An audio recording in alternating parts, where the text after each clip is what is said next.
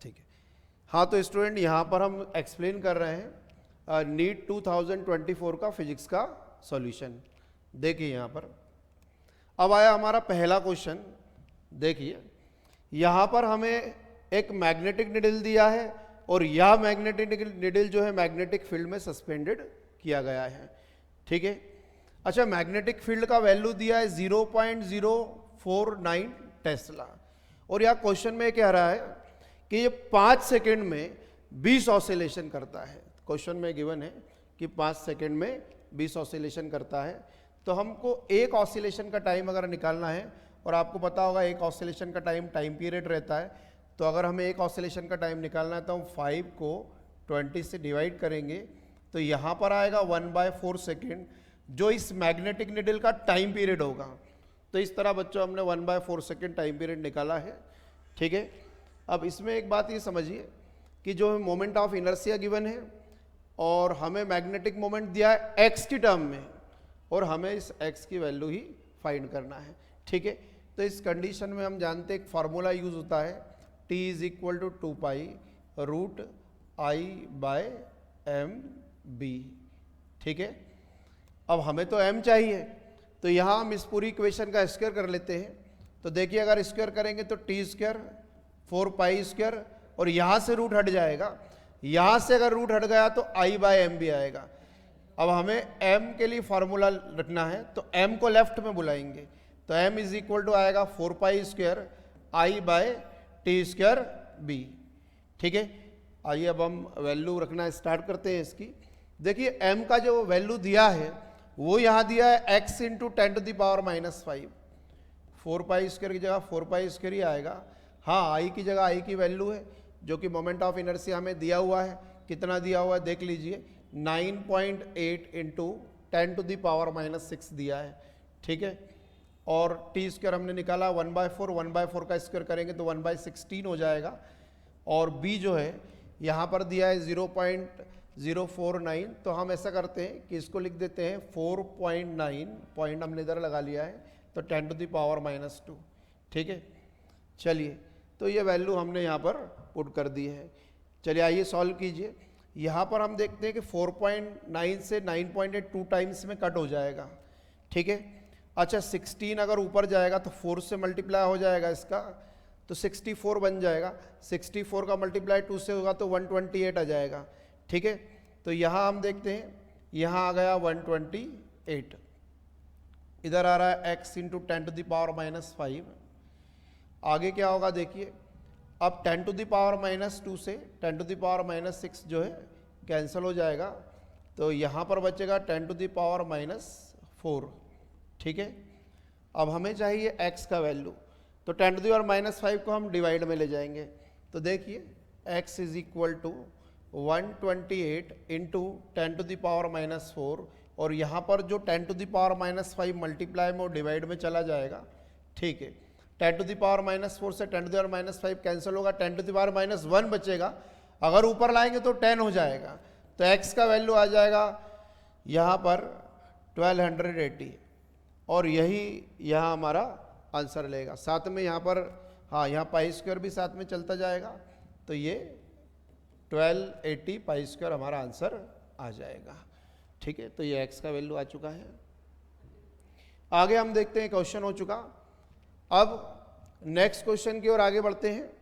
यहाँ पर लिखा है कि एक हमें ग्राफ दिया गया है और उसके बारे में कुछ पॉइंट लिखा है कि सोलर सेल में जो IV ग्राफ होता है वो 4th क्वाड्रेंट में आता है। तो हमें याद है, हमने सोलर पे सेल पढ़ा हुआ है, इसमें 4th क्वाड्रेंट में ही ये ग्राफ आता है। तो यह जो है ट्रू है या करेक्ट है।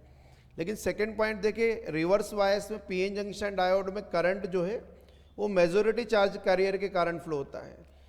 तो आपको याद होगा कि रिवर्स बायस में क्या होता है कि होल और इलेक्ट्रॉन जो होते हैं जंक्शन से दूर जाते हैं, तो मेजॉरिटी चार्ज कैरियर के कारण कोई करंट फ्लो नहीं होता है, माइनॉरिटी चार्ज के कारण करंट फ्लो होता है।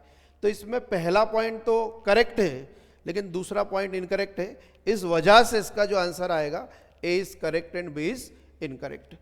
ठीक है। तो ये थ्योरेटिकल क्वेश्चन था। आगे हम बढ़ जाते हैं नेक्स्ट पॉइंट की ओर। अब हमें यहाँ पर एक x का इक्वेशन दिया हुआ है, बिल्कुल हमें दिखाई दे रहा है। यहां देखिए x का जो इक्वेशन दिया x is equal to 5 sine और ब्रैकेट में है pi T plus pi by 3। चलिए तो यहां पर यहाँ इक्वेशन तो यही है ये। तो देखिए x का इक्वेशन है, SHM का इक्वेशन है। तो आपको याद होगा कि SHM का इक्वेशन जो स्टैंडर्ड इक्वेशन है वो होता है x is equal to a sine omega T plus phi. ठीक है, एक तो ये गिवन इक्वेशन है, पहला वाला गिवन इक्वेशन है, और दूसरा इक्वेशन हमारा SHM का स्टैंडर्ड इक्वेशन है। अगर यहाँ पर हम कंपेयर करेंगे तो कंपेयर अगर करते हैं तो a की जगह 5 आ जाएगा। तो हमें बिल्कुल दिखाई दे रहा है कि अगर दोनों इक्वेशन कंपेयर की जाए, गिवन इक्वेशन को अगर हम स्टैंडर्ड इक्वेशन के साथ कंपेयर करते हैं तो a की जगह क्या आ जाता है 5, तो हमारा एम्पलीट्यूड 5 आ चुका है। और अगर हम ओमेगा की जगह देखें तो पाई आ रहा है, तो ओमेगा किसके बराबर दिखाई दे रहा है, पाई के। साफ दिख रहा है कि a जो है 5 के बराबर है, ओमेगा जो है पाई के बराबर है। ठीक है, अब हम जानते हैं कि ओमेगा की जो वैल्यू होती है वो 2 पाई बाई टी होती है। तो यहाँ पर हम देखते हैं कि ओमेगा की जगह हमने ओमेगा की वैल्यू रख दी है 2 पाई बाई टी, और यहाँ पर क्या है पाई आ गया है। पाई से पाई कैंसिल हो जाएगा, टी उधर बुलाएंगे तो यहाँ टी इज इक्वल टू 2 आ जाएगा। तो एम्पलीट्यूड 5 आ रहा है और टाइम पीरियड 2 आ रहा है। एम्पलीट्यूड 5 आ रहा है, टाइम पीरियड 2 आ रहा है, तो इसका पहला ऑप्शन क्या रहेगा, सही रहेगा। ठीक है, तो ये हो गया क्वेश्चन। आगे की ओर हम बढ़ जाते हैं। नेक्स्ट क्वेश्चन में हम देखते हैं, तो यहाँ पर दिया है कि ग्राफ का एक वेरिएशन दिया 1/λ² ई के बीच जो है रिलेशन हमें दिया गया है। यहाँ बच्चों ध्यान देना, लिखा है कि लैम्डा जो है डी ब्रॉगली वेवलेंथ है, और हमने थ्योरी में पढ़ा हुआ है कि 1/λ² जो है वो एनर्जी के डायरेक्टली प्रोपोर्शनल होता है। एनसीईआरटी की लाइन है कि 1/λ² प्रोपोर्शनल एनर्जी। ठीक है, तो अगर हम यहाँ देखें कि अगर 1/λ² ई के प्रोपोर्शनल है, तो अगर हम एक ग्राफ बनाएंगे 1/λ² और ई के बीच, तो वो स्ट्रेट लाइन होगा और ओरिजिन से पास होगा। तो यहाँ पर देखिए ये वाला आंसर जो है मैच कर रहा है इसको। ठीक है, तो आगे हम बढ़ते हैं नेक्स्ट में। अब देखिए दिया है कि moment of inertia of thin rod about an axis passing through mid point. मतलब हमारे पास क्या एक थिन रॉड है, देख लीजिए एक थिन रॉड है और एक्सिस के मिड पॉइंट से होकर पास हो रहा है।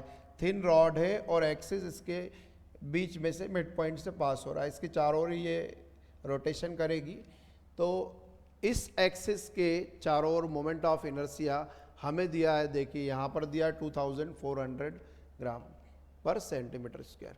ठीक है, और यहाँ पर रॉड का मास भी दिया है 400 ग्राम और हमसे लेंथ पूछा है। तो आपको बिल्कुल याद होगा कि अगर रॉड के मिड पॉइंट से कोई एक्सिस पास हो रहा है और इसके चारों ओर मोमेंट ऑफ इनर्शिया निकाला जाए तो वो फार्मूला होता है ml²/12। कई बार हमने फार्मूला पढ़ा है कि मोमेंट ऑफ इनर्शिया का फार्मूला है ml/12, ml²/12। ठीक है, अब देखिए मोमेंट ऑफ इनर्शिया जो गिवन है वो क्या दिया है 2400, और जो मास है वो दिया है 400। एल तो हमें निकालना ही है, 12 की जगह 12 आ जाएगा। देखिए 2 0 से 2 0 कैंसिल हो जाएंगे। ठीक है, और यहाँ 6 टाइम में कैंसिल होगा। अब 12 का 6 से मल्टीप्लाई करेंगे 72 आ जाएगा। L²/72 आ रहा है। अगर हमें L चाहिए तो 72 का रूट निकालना पड़ेगा। ठीक है, और यहाँ अगर हम रूट निकालते हैं तो इसका 8.48 आता है, जो कि यहाँ पर लगभग 8.5 के बराबर है। तो फोर्थ वाला इसका आंसर आ जाएगा। ठीक है, आगे हम बढ़ते हैं, नेक्स्ट क्वेश्चन को देख लेते हैं। यहाँ पर देखिए लिया है maximum elongation of steel wire is 1 metre length. अच्छा, एक स्टील वायर दिया है जिसकी लेंथ 1 मीटर है। यहाँ पर एक स्टील वायर हमें दिया है जिसकी लेंथ 1 मीटर है। लेंथ को हम L से रिप्रेजेंट कर रहे हैं। ठीक है, और वो मैक्सिमम इलोंगेशन पूछ रहा है। हमें याद है कि इस वायर को अगर हमने फोर्स लगा के खींचा तो इसकी लेंथ बढ़ जाएगी। तो ये जो लेंथ बढ़ जाएगी तो इंक्रीज इन लेंथ को इलोंगेशन कह रहा है, तो हमें यहाँ इंक्रीज इन लेंथ ही निकालना है। हमें यहाँ इंक्रीज इन लेंथ निकालना, उसकी ओरिजिनल लेंथ कितनी दी है 1 मीटर। ठीक है, साथ में वो क्या कह रहा है, देखो यंग्स मॉडुलस दिया है। यंग्स मॉडुलस यहाँ पर दिया है 2 × 10⁻11 न्यूटन पर मीटर स्क्वायर, और बाकी यहाँ पर दिया है 8 × 10⁸। ये स्ट्रेस होगा बच्चों, ये क्या है स्ट्रेस है। ठीक है, तो ये जो क्वांटिटी दी है वो स्ट्रेस है 8 × 10⁸। और अब हमें डेल एल निकालना है, तो बिल्कुल हमें एक फार्मूला याद आ रहा है, del L by L is equal to stress upon Y, बिल्कुल पढ़ा हुआ हमने, del L by L is equal to stress upon Y. अब देखिए डेल एल तो निकालना ही है और एल का वैल्यू कितना है 1 है, और स्ट्रेस कितना दिया है, साफ यहाँ स्ट्रेस दिया है 8 इंटू 10 टू द पावर 8, और यंग्स मॉडुलस का वैल्यू दिया है 2 इंटू 10 टू द पावर 11। अब हम देख रहे हैं 2 से 8 कैंसिल हो जाएगा तो यहाँ पर 4 आ जाएगा, तो del L is equal to यहाँ पर आ रहा है 4, और 8 से 11 तो यहाँ 10 टू द पावर 3 बचेगा, ऊपर आएगा तो 10 टू द पावर -3 हो जाएगा। ठीक है, ये आंसर मीटर में आएगा, लेकिन हमें याद है कि अगर हम 10 टू द पावर -3 हटाएं तो यहाँ पर मिली लगा सकते हैं, तो आंसर जो है 4 मिलीमीटर आ जाएगा। ठीक है, तो ये आंसर इसका राइट आंसर रहेगा। आगे की ओर हम बढ़ते हैं नेक्स्ट क्वेश्चन की ओर। देखिए नेक्स्ट क्वेश्चन में बच्चों ये अल्फा बीटा इमिशन वाला क्वेश्चन है। यहाँ पर हमें एक एलिमेंट दिया है x, इसका जो एटॉमिक मास है वो 290 दिया है और एटॉमिक नंबर 82 दिया है। अब बोल रहा है कि अल्फा अगर निकलेगा तो क्या होगा, तो हम सब ने पढ़ा है कि अगर अल्फा पार्टिकल एमिट होता है तो एटॉमिक मास 4 कम हो जाता है और एटॉमिक नंबर 2 कम हो जाता है। अगर ऊपर से हम 4 को कम कर लेते हैं तो यहाँ पर आ जाएगा 286, और नीचे से 2 कम कर लेते हैं तो 80 हो जाएगा। तो बनने वाला जो एलिमेंट y है उसका एटॉमिक मास और एटॉमिक नंबर ये होगा। अब देखो इसमें खास बात ये कि आगे क्या है, पॉजिट्रॉन निकल रहा है और एक बीटा निकल रहा है। तो पॉजिट्रॉन और बीटा तो एक दूसरे के अपोजिट पार्टिकल है, तो ये एक दूसरे से कैंसिल हो जाएंगे, तो आगे के 2 केस सॉल्व करने की जरूरत नहीं है।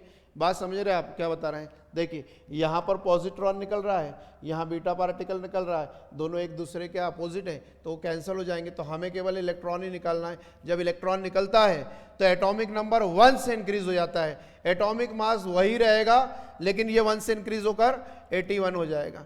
ठीक है, तो यहाँ पर जो राइट आंसर होगा 286 81 हो जाएगा। अल्फा पार्टिकल निकालेंगे तो मास 4 से कम होगा और नंबर 2 से कम होगा, ये आ जाएगा। हमने बाकी 2 सॉल्व नहीं किए क्योंकि वो एक दूसरे से कैंसिल हो जाएंगे। आखिरी में जब इलेक्ट्रॉन निकलेगा तो एटॉमिक मास 1 से इंक्रीज हो जाएगा, तो आंसर हमारा ये वाला आ जाएगा। ठीक है, चलिए नेक्स्ट क्वेश्चन हम करते हैं। यहाँ क्या दिया है देखिए, यहाँ पर बोल रहा है कि एक सर्कुलर डिस्क है जिसकी रेडियस 4.5 सेंटीमीटर है। तो यह एक सर्कुलर डिस्क हमने बना ली है और इसका जो रेडियस है वो कितना दिया है, देखिए यहाँ 4.5 सेंटीमीटर दिया है। अगर हम इसको मीटर में कन्वर्ट करते हैं तो 10 टू द पावर -2 का मल्टीप्लाई कर लेंगे। ठीक है, अच्छा क्या बोलता है कि जो डिस्क है वो वाटर की सरफेस पर रखी हुई, तो मान लेते हैं हम ये वाटर की सरफेस पर इस डिस्क को रखा गया है। एक डिस्क जो है उसको वाटर की सरफेस पर रख दिया गया है। ठीक है, और सरफेस टेंशन हमें दिया गया है 0.07 और कह रहा है कि कितना फोर्स लगाएं कि डिस्क जो है ऊपर की ओर उठ जाए, क्योंकि ये डिस्क जो है पानी पर रखी हुई है और पानी के सरफेस टेंशन की वजह से पानी से चिपकी हुई है। अगर हम इसको ऊपर उठाएंगे तो हमें फोर्स लगाना पड़ेगा। कितना फोर्स लगाना पड़ेगा, तो इसका डायरेक्ट फार्मूला हमें पता है, F = T × 2πr। इतना फोर्स लगा के हम इसे उठा सकते हैं। ठीक है, अब देखिए ध्यान से, यहाँ पर सरफेस टेंशन कितना दिया है, यहाँ सरफेस टेंशन दिया है 0.07, हम इसको लिख सकते हैं 7 × 10 टू द पावर -2। 2 की जगह हम 2 लिख देंगे। पाई का जो वैल्यू हमें पता है 22/7 होता है। आर जो है रेडियस यहाँ पर है 4.5 × 10 टू द पावर -2। अब जरा देखिए 7 से यहाँ 7 कैंसिल हो जाएगा, 7 से 7 कैंसिल हो जाएगा। ठीक है, अब देखिए 2 का मल्टीप्लाई 22 से करेंगे 44 आ जाएगा, इसका मल्टीप्लाई 4.5 से करेंगे 198 आ जाएगा। ठीक है, आगे की ओर बढ़ जाते हैं, 10 to the power -2 10 to the power -2 10 to the power -4 हो जाएगा ये। ठीक है, अब आगे और बढ़िए, देखिए डेसिमल कहीं नहीं, मतलब आखिरी में अगर हम डेसिमल 8 के बाद लगा देते हैं यानी 8 के पहले ले जाते हैं तो यहाँ आ जाएगा 10 टू द पावर -3 न्यूटन में। ठीक है, और याद रखिए कि 10 टू द पावर -3 हटाया तो हम मिली लगा सकते हैं, तो 19.8 मिली न्यूटन इसका आंसर हो जाएगा। ठीक है, तो ये आंसर यहाँ पर आ जाएगा 19.8 मिली न्यूटन का। ठीक है, आगे की ओर बढ़ जाते हैं। नेक्स्ट क्वेश्चन हम देख रहे हैं, यहाँ पर हमें दिया है कि वायर की लेंथ L है और उसका रेजिस्टेंस 100 ओम दिया हुआ है। तो एक वायर हो गया है और इसका टोटल रेजिस्टेंस हमें दिया है 100 ओम। ठीक है, और कह रहा है कि उसके 10 इक्वल पार्ट कर देना है, 10 इक्वल पार्ट में इसको डिवाइड कर देना है। तो हमने ये 10 इक्वल पार्ट में डिवाइड कर दिए हैं। मान लेते हैं हर पार्ट जो है मतलब 10 इक्वल पार्ट में डिवाइड कर दिया है। तो अगर टोटल रेजिस्टेंस 100 ओम है और हमने 10 भागों में इसको बांट दिया है, तो हर एक पार्ट का रेजिस्टेंस होगा 10 ओम। हर एक पार्ट का रेजिस्टेंस होगा 10 ओम। टोटल 100 ओम है, 10 पार्ट में डिवाइड किया, एक पार्ट का रेजिस्टेंस होगा 10 ओम। ठीक है। अब क्या कहता है, वो कहता है कि जो 5 पार्ट हैं उन्हें सीरीज में कनेक्ट कर दीजिए। जो 5 पार्ट है उन्हें सीरीज में कनेक्ट कर देना है और बाकी के बचे 5 पार्ट को पैरेलल में कनेक्ट करना है। शुरुआत के देखो पहले 5 पार्ट हमने सीरीज में कनेक्ट किए हैं और बाद के 5 पार्ट पैरेलल में कनेक्ट किए हैं। अब ध्यान दीजिए, इसका भी 10 है, इसका भी 10 है, इसका भी 10 है, इसका भी 10 और इसका भी 10। तो ये तो सीरीज में है, तो इनका टोटल रेजिस्टेंस निकालेंगे तो ऐड हो जाएंगे। तो यहाँ पर इसका 50 ओम आ जाएगा। ठीक है। और यहाँ देख रहे हैं 10 10 10 10 और 10 पैरेलल में है, तो 10/5 आ जाएगा इसका। 10/5 मतलब 2 आ जाएगा, 2 ओम। फिर आखिरी में इन दोनों को जब सीरीज में हम कनेक्ट करेंगे तो 50 + 2 यानी 52 ओम इसका आंसर आ जाएगा। ठीक है। तो यहाँ 52 ओम आंसर आ जाएगा। ये आंसर आ गया। ये बेहद आसान क्वेश्चन था। ठीक है। आगे की ओर बढ़ जाते हैं। नेक्स्ट क्वेश्चन जो है यहाँ पर दिया है कि डिस्प्लेसमेंट हमें दिख रहा है x = 2t - 1 और हमने फोर्स लगाया 5 न्यूटन का। बोल रहा है बताइए पावर निकालिए।